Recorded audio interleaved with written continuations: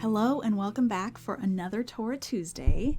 This is the day that we've been waiting for. This is the day that the Israelites arrive at Mount Sinai.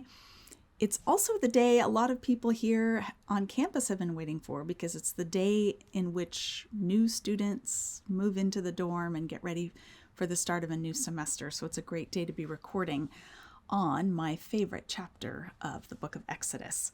So we're going to pick up our study in Exodus chapter 19 and read verses 1 through 6. I have so much to tell you, so let's get started. In the 3rd month after the Israelites left the land of Egypt, on that day they entered the wilderness of Sinai. They set out from Rephidim and entered the wilderness of Sinai and camped in the wilderness. Israel camped there in front of the mountain. Now Moses went up to the deity, and Yahweh called to him from the mountain, saying, "This is what you must say to the house of Jacob, and what you are to tell to the Israelites. You yourselves have seen what I did to Egypt. I carried you upon vultures' wings and brought you to myself. Now if you truly hear and obey my voice by keeping my covenant, then you will become my treasured representative above all the peoples, for the whole earth is mine. But you will become my kingdom of priests and a holy nation. These are the words you shall speak to the Israelites." Okay, so some of you out there will know that this passage was the topic of my master's thesis back in 2011. I've been thinking about this passage for a long time. So before I even did my doctorate, I was immersed in this, and it is in fact my favorite passage in the entire Bible. So I'm excited to talk about it today. You probably noticed at the beginning that time slows down. There's a repetition. Multiple times we're told that they have arrived at the mountain. They entered the wilderness. They camped. They camped there at the foot of the mountain. You can just feel time slowing down. And it's as if we need to just pause and really focus in on the arrival. The people have left Egypt, but they weren't just leaving, they were going somewhere. They were coming here to the presence of God. This kicks off what is often called the Sinai narratives that run from Exodus 19 all the way through the rest of Exodus, all of Leviticus, and the first 10 chapters of Numbers.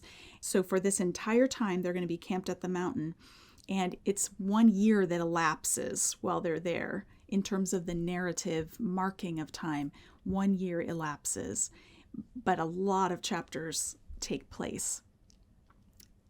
I really like how Jewish interpreter Ramban puts this in regard to the phrase, when they arrive. On that day, they entered the wilderness of Sinai. There's been a lot of debate about on what day. Is that a way of saying it's the first day of the 3rd month? Or is this their particular day? This is actually fixing time for festival observance later. But Ramban says this is the way of saying this was at last the day.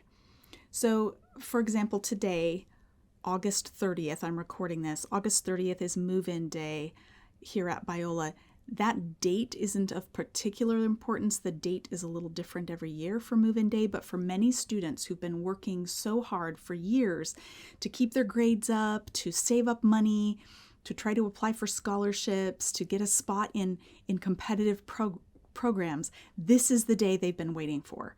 And so there's something really momentous about this day, and I guarantee there will be parents on campus today who are crying, tears of joy and sadness. They're letting go of their children for a new season of life, but they're also so proud of them. And so there's a kind of momentous weight to the day. And it's similar when Israel arrives at Sinai. It's not so important where it is on the calendar, but rather what it represents, because they've completed now a really important journey. So depending on how you understand the phrasing in the first verse that we read, the arrival date is either 6 weeks after leaving Egypt, if it says in the 3rd month, or if we translate it in the 3rd new moon, then they could be 8 weeks after leaving Egypt. I tend to think that we're now 6 weeks after leaving Egypt. They celebrated the Passover on the 14th day of the 1st month, so they're already 2 weeks into the month when they leave on the 15th. And so this would be 6 weeks later, starting off the third month since leaving Egypt. So again, this will set the festival calendar. I highly recommend a book by my friend Michael Lefebvre called The Liturgy of Creation, Understanding Calendars in Old Testament Context. He examines all of the date stamps in the Torah, and he argues that they're there not journalistically, as if someone was walking around with a legal pad and jotting down the days when things happened, but rather there to fix Israel's festival calendar so that they'll know when to celebrate these really formative events. It's a fascinating and helpful book. Now, Moses climbs the mountain immediately when he arrives at Sinai, and we can hardly blame him. He's had a long journey with the people, and although Yahweh has showed himself in Egypt, there's a sense of immediacy and ability to enter his presence that's unique at Mount Sinai. So Moses goes up. He goes up to the deity. This is Ha Elohim, a phrase that appears 25 times in the book of Exodus. And it's somewhat unique in that Elohim is a title, not a name. So by putting Ha, or the, on the front of it, it's a way of saying the God, the deity, which is why I've translated it that way. And the deity is demarcated as Yahweh. This is none other than Yahweh who Moses goes up to see. So God addresses Moses with a very important message for him to deliver to the people. It's very important because this is the first thing Yahweh says to them at the mountain. And so it's going to set the tone for their entire relationship with one another. And he refers to the house of Jacob in parallel with the Israelites, or the sons of Israel. You may remember the story in Genesis of Jacob, the father of the 12 sons who become the 12 tribes. Jacob's name gets changed to Israel after he wrestles with an angel. And so to say it this way, to refer to them as the house of Jacob and the sons of Israel side by side, signifies or evokes that name change. This is an important and significant time to remember that, moving into covenant relationship with Yahweh. Now they're doing so as a whole nation. The term house of Jacob appears once before this in the Bible. It's in Genesis 46:27, referring to the household of Jacob that entered Egypt. That is indeed the household that's coming out of Egypt. This signifies that God has fulfilled his promises to the descendants of Jacob, that those who went into Egypt have now come out. So there's a sense of fulfillment there. There's also a sense of fulfillment more broadly because in chapter 3, verse 12 of Exodus, God promises Moses that he will know that Yahweh is the real deal when he arrives back at Mount Sinai with the whole nation. And so this is the moment he's been waiting for, this moment that brings closure to his commissioning at the burning bush in chapters 3 and 4. God begins his address to the people by saying, "You yourselves have seen what I did to Egypt." There's now an experiential knowledge to match the announcement that God cares about them. Moses had come to say, Yahweh has heard your cries and he's going to set you free. Well, that was just words. Now they have seen. They have seen that God made good on his promise and he's brought them out. This experiential knowledge is beginning to help them understand who Yahweh is. He's not all talk. He's a God who acts on their behalf. He says, I carried you on vulture's wings and brought you to myself. This is striking because other nations, when they go traveling, have to carry their gods with them. They would have idols and they would carry them on carts. The Egyptians had very elaborate carts that look a little bit like the Ark of the Covenant, on poles, sometimes like carrying poles with a platform, and they would put the idol on it and they would transport their gods here, there, and everywhere. But Yahweh is different. He's not represented by an idol. He instead is the one doing the carrying. So it's a beautiful metaphor here for God's care for his people. Now, you probably noticed right away that I used the word vulture rather than eagle. We've heard before that God carries his people on eagle's wings. But in fact, vulture is a better translation of this word, more precise in terms of the scientific classification. This is most likely a griffin vulture, which is native to Israel and Sinai. It has a 9-foot wingspan, so like way longer than my own arm span. These are enormous birds, and they can soar almost indefinitely through this arid landscape. They make their homes in cliffs and on mountain crags, and that's how they raise their young. And so they've come into a place that seems inhospitable, a desert place, and yet God is right at home in this desert place, which motivates the use of this metaphor, a maternal metaphor for the care that a mother bird has for her young. Now, there are lots of things about vultures that are not true of Yahweh. We know also from Scripture that vultures were considered unclean animals, that they were scavengers. That's not what's being evoked here. Anytime you come across a metaphor in the Bible, you have to ask what aspect of this metaphor is being evoked. When the Bible refers to God as a rock, it doesn't mean he's unresponsive and dull. It means he's solid and stable. It's a place you can take refuge. So here, the overlap between God and vulture includes the maternal care for Israel, the smooth soaring through the wilderness, and being right at home in that region. And notice he says, I brought you to myself. They haven't just left something scary behind. It's not just a deliverance from, but it's a deliverance to. A relationship and a proximity to Yahweh that they have not enjoyed up until this point. This is a new season in their life with God. Then he says, if you will truly hear and obey my voice. This is in Hebrew a construction called an infinitive absolute plus an imperfect verb. It's a way of being emphatic. If hearing, you will hear. And to hear, Shema in Hebrew, implies more than just like sound waves entering your ears, but actually taking action and responding. If a parent tells a child, it's time to do your chores before dinner, and the child just sits there, the parent might ask, did you hear me? Because the evidence of hearing would be that the child gets up and begins to do their chores as instructed. And so this is a similar concept here. If hearing, you will hear implies that there will also be a response of obedience. So that's why I translated, if you truly hear and obey. Now, it's important to notice they are already God's people. This is how they learn expectations for being the people of God. This is not how they become the people of God. Covenant faithfulness is key to fulfilling their mission.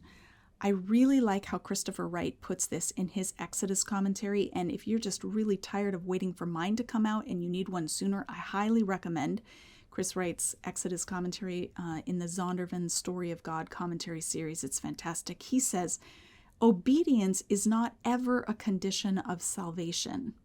God doesn't wait to save us until we obey. Nor here is obedience a condition of blessing, which is often how people describe what's happening here. Oh, if you obey me, then I'll bless you. No, obedience is emphatically a condition of mission. God is commissioning his people. He's calling them to a particular way of being in the world, and obeying God's commands is how they will accomplish that mission. So here's the moment of adoption, the moment of commissioning, I should say.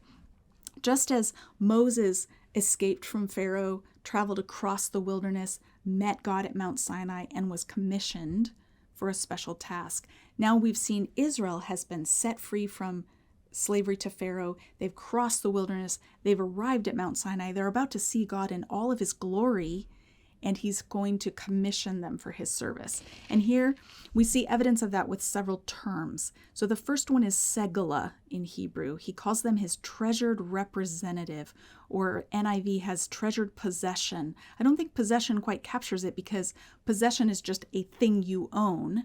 But here, segala is a technical term used in treaty context to indicate a special esteemed treaty partner with covenant obligations. This word appears not just in Hebrew, but in cousin languages of Akkadian and Ugaritic. You may have never heard of these before. That's fine. These are related languages in the ancient Near East where the same term is used for a treaty partner to indicate they have a special status. They've been chosen by their greater treaty partner, in this case Yahweh, to do a special task. So God is not just trying to think up a warm fuzzy to say, like, oh, I really like you guys, and so I'm going to call you my segala. No, he's saying he's appointing them to a particular task, and the task is to represent him among the nations. This is super important for our understanding of everything that follows in the Old Testament law. I wrote my master's thesis on this word and its recurrence throughout the rest of the Bible.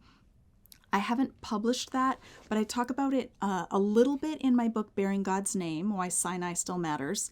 I give a summary of it, and there's a more technical summary of it in this book, Exodus in the New Testament, edited by Seth E. Horn.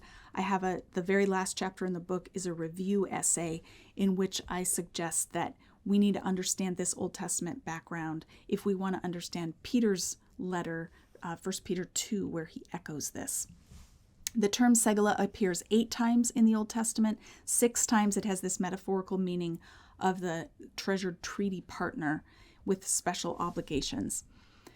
The 2 other terms that are used to describe Israel here are the kingdom of priests and holy nation. These would have been quite countercultural and surprising, because this is not just saying they're a kingdom with priests. Every kingdom in the ancient world had priests who were set apart to do particular tasks in relation to the deity, offer sacrifices and that sort of thing, perform rituals. But this is saying the whole nation functions collectively as a priesthood. That is to say, they play a mediatorial role between God and the nations. They are a priestly kingdom, if you will. And the whole nation has been set apart as holy, not just the priests. Normally, a priest would have specific things they have to avoid and ways they have to conduct themselves so that they are able to perform the rituals. God is saying here that the entire nation is set apart. So they're all going to have to think about holiness because he wants all of them to be able to approach his presence. So this is unique. It's not seen anywhere else in the ancient world, and it's the first thing God tells them when they come to Sinai. Before he gives them any laws, he says, here's why I'm giving you laws. I've selected you as my treasured treaty partner, my representative among the nations, and I've set you apart from everyone else to be holy so that you can carry out the mission that I have given you. As I mentioned, 1 Peter 2 echoes this language. Peter is writing to a mixed audience of Jewish and Gentile followers of Jesus, and he uses these titles to describe them, saying that they are a kingdom of priests and a holy nation, God's treasured representatives or God's treasured possession. This is really significant because it indicates that even after the arrival of Jesus, the Sinai covenant is still in effect.